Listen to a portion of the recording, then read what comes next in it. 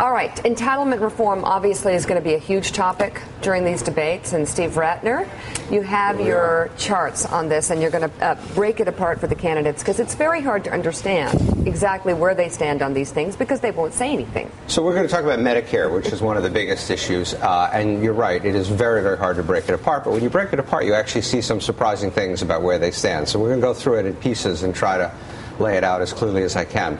So, in fact, there are really three plans because there's Obama's plan, there's Romney's sort of plan, and then there's Ryan's plan. So let's take a look at this, and let's look first at the next 10 years, so the 10 years in front of us, and what each proposed. So what's interesting is that President Obama and Congressman Ryan have almost exactly the same proposal for the next 10 years, which is to save $1 trillion for Medicare, not by cutting benefits, not by raising costs to the elderly, but simply by reducing payments to hospitals and other kind of providers. So interestingly, those two guys are in the same place on the next 2 years. Romney, for whatever set of reasons, presumably political, has said he doesn't want to do anything in the next 10 years, which means that $1 trillion that even his vice presidential running mate would save, he does not want to save. So he is in a different place on the next 10 years. So let's go to the period after that. What's the long-term plan that each of these guys has for cost containment? Again, very interestingly, President Obama and Congressman Ryan want to achieve exactly the same level of Medicare spending over the indefinite future. They want it to increase by GDP plus 0.5%, a little bit more than GDP. Now, they would get there different ways. President Obama would get there by innovation, efficiencies, new methods. Ryan would get there by introducing private competition. So there's some differences there, but in terms of the actual dollars that they each want to spend, it's the same. Romney, again, we can ask why, does not want to put any cap on Medicare spending, even into the indefinite future. He wants private competition, but he's not willing to say, here's how much I'm willing to spend.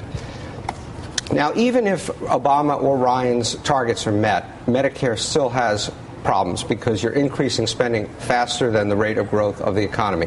So when you look at the long-term budget outlook, what you see is that no matter which plan you think is actually going to happen, the dotted line is no plan, the red line is roughly Obama-Ryan, you still have Medicare taking an increasing share of the federal budget, of the GDP, as you see here.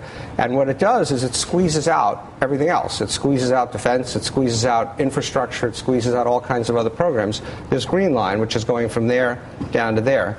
And then the last point is Social Security, which we do talk about and is important, which is the blue line, you can see only goes up slightly. Social Security is really not the problem. The problem is Medicare.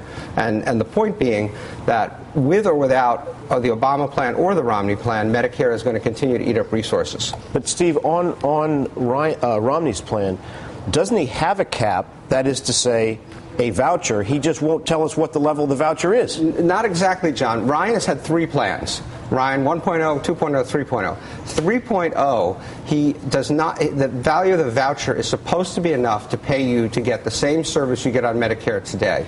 That's what he said it's going to be, which means that he has no cap. So he's banking on competition among private insurers to bring that cost in within his target. But he's not saying he's going to cap the value of the vouchers anymore. He's backed off from that. Okay, so pare it down for me really quickly. What really truly defines them then on these entitlements? Well, that's what's interesting. What defines them is two approaches, market versus more government involvement, and a sense that Ryan is a Trojan horse, that because he's on 3.0 and 1.0 and 2.0 were much more draconian, that if he were to get elected, he'd be pushing to go in a more draconian way, the way John said, by putting actual caps on, by reducing services to seniors. Okay, John Harwood, stay with us if you can. Coming up, Chuck Todd joins us live from Denver ahead of the first presidential debate there tomorrow night. We'll ask him about brand new polling out just this morning. Keep it right here on Morning Joe.